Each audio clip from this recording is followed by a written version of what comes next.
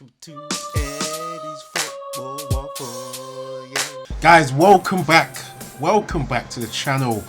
What a game. For me, that performance against West Ham, the score 1-0. For me, the game was exciting, man. The game was enthralling, enticing, had me on the edge of my seat sometimes. Calm down, dear. Calm down. Calm down. I mean, Man United were frustrating in terms of getting drilled play into Ronaldo, but that game was, you could see the potential. I could see the potential. The way the team was trying to control the midfield, they controlled it way more than West Ham, pressing it way better. It was having McTominay holding the midfield with Fred and Bruno going forward. Sometimes they'd interchange, sometimes Fred would come into the midfield and then McTom would drive a bit. These guys were interchanging well. It's way better midfield that's secure without Bruno leaving the midfield and trying to press by himself and then leaving Fred and McTominay exposed. It was a way better, more consolidated midfield where they wanted to control, work more 1-2s. There was way more rotation. Yes, there was times where people were flat-footed. It's still going to be hangover from Ole. You don't just recover from 3 years of being under the tutelage of an underdog coach. You just don't get that brainwash going that quickly. I wish it was that quick, and I wish Sasha Lenz was a Jedi and could work the Jedi mind trick and say, guys, right, you know, Ole ball out the window, Ralph Ragnick ball straight in, Gagan press, Gagan, but we know it don't happen that way. But this game, way more potential. But the thing is, as well as there was more organization, there was more high pressing, there was still individual decisions which were not that great. Certain players trying long ball when they shouldn't. Certain players not playing that quick vertical ball sometimes. But then on the other hand, like I said, then there would be times where they'd work the 1-2s, people rotating, doing a give and go. Dalot playing well on that right. I think Wan-Bissaka is going to find it hard to get back in the team. Wan-Bissaka is one of my favourites. He's going to find it hard to get back in that team and find his way back to being Obi-Wan, the Spider-Wan. It's going to be hard because Dalot was putting in some work. You know, he was getting, I think he got even a few one-on-one tackles, was overlapping. Maybe some of his decision making was a little bit off, trying shots when you shouldn't. Maybe could have gotten a few good crosses, but the guy was trying. Number one thing was the guys were trying. The mentality in that game was effort. Okay, they couldn't quite do the efficiency, but they controlled the game. They controlled the game way more. Looking at the stats, Man United more shots than West Ham, 18 shots, and West Ham only 6 shots. The telling thing though is Man United only 3 attempts on target, West Ham 1 on target. That doesn't reflect the I mean, it does. No, it does reflect the game, because the main weakness that I see, or just one of the weaknesses still, is that the drilled play into Ronaldo is not working. There's no blueprint to get this man a goal. It's very frustrating, and it's bad to see him keep dropping deep to get the ball. But maybe Ronaldo have that experience, just stay up front, stay there, because if you come in deep, you're not even going to get back to the plan A, which is to get the ball to you in the box, you know. But it is what it is. Man United got the win. Man United more possession, 57% possession.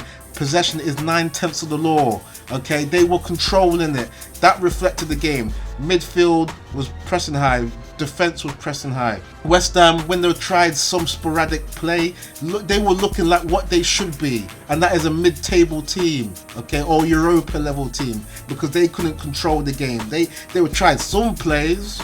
They tried something. Rice can drive. He showed why Man United are looking at him. He tried to drive a bit, but when he got the ball into Antonio, when the other West Ham guys got the ball into Antonio was too isolated. The guy was suffocated. He was placated. The guy was kept away from the Man United goal. I mean, they tested De Gea one time, and for once De Gea is not being relied upon, that is a big thing for me. De Gea not being relied upon to be the Superman, like it should be at a top team. The keeper is a bystander, and that's what De Gea was today. Okay, I bet De Gea was bored and was a little bit frustrated because he's normally used to doing a bit more work. But that's good. De Gea, take a rest, mate. De Gea, take a rest, mate, because you deserve it. The passes, Total amount of passes was more for Man United. 546 passes compared to West Ham's 410. A whole, 100 more plus. That's what they should be doing. Passing accuracy, 83%. Maybe it could be a bit better, but 83% still great. Compared to West Ham, only 75%. That's what they should have been doing. They're the weaker team. Even though they're the higher ones in the table, Man United did better to get that dominance in terms of passing accuracy. But still, it remains the Today, Junior?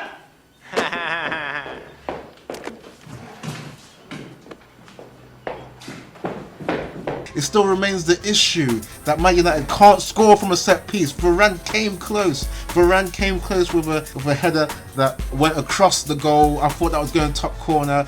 The whole audience in Old Trafford would have gone mad if that went in, but it wasn't to be.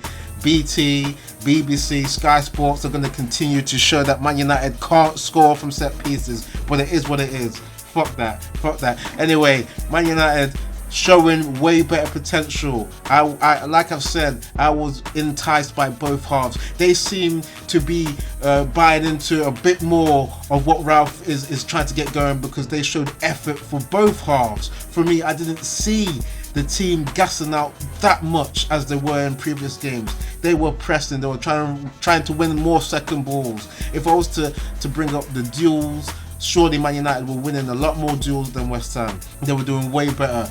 Ralph getting the subs right for me. It was looking peak in the last 10 minutes, looking like Man United were going to drop the points, but Ralph earned his money by putting on Cavani, Martial for Fred and Greenwood, throwing the balls to the wall, man, throwing caution to the wind. This is what you do when you're a brave manager. You throw all the darts at the board in the hope of that bullseye. Martial, despite the fact that he doesn't want to play, came on, did a professional performance, got a bit of team play. I think it may be a pre-assist, put the ball into Cavani. Cavani crossed the ball. He was a dubious, maybe he might have been offside. Who cares? Man United, VAR, Chester United again. Cavani, debatable offside. Getting the ball into Rashford, and Rashford is looking like he's trying to get in the good books again. 2 goals in his last 2 appearances. Come on, Rashford, he's the boy wonder, the MBE. He's got to get back in the good books now. He's just got to focus on the football now. Focus. Get your brain streamlined. Get these goals, man. Get these goals. But yes, the team play for the goal in the last minute was reflective of what Man United deserved, because it was hard to pick a man in the match.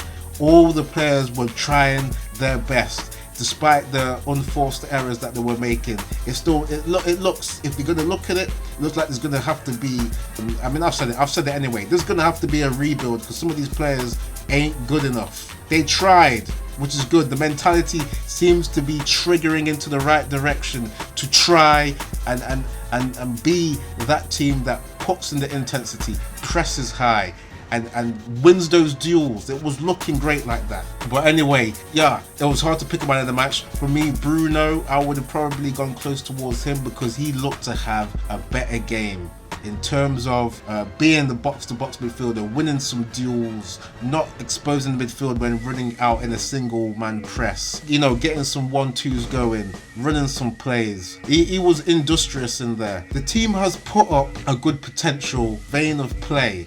They've put a marker to say that they're buying into being a higher pressing team than they were under Ole in terms of being counter-attack. But it's got to be said, the drilled play into Ronaldo is lacking, which is why Man United were getting 18 shots, 3 on target.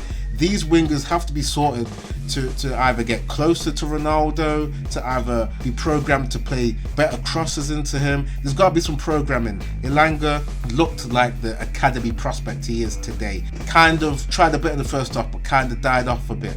Sancho, once he comes back in, RIP to the family he's lost, but once he comes back in, he's got to take that left wing or right wing and call it his. You have the Champions League experience. You have the flair. Sancho, come in and serve Ronaldo as the winger that you used to be at Dortmund, serving Haaland. Come back in. That's got to be sorted, because if that was sorted, that the game would have been done by half time. There would have been maybe 3-4 goals going in for Man United. Calm down, dear. Calm down. Calm down. But anyway, I think I've waffled enough there. The international break comes now, which is very bad timing because Man United need the momentum now to go off that kind of performance, that kind of effort, to fine-tune the passing and the drills into Ronaldo, fine-tune all of the interplay. They need another game coming in the next week, but it's going to be a 2-week break. But anyway, the waffles, I'm waffling too much. And I'm going to call it there. Please hit the like, subscribe if you're new, and hey, GGMU, there's still baby life in this team.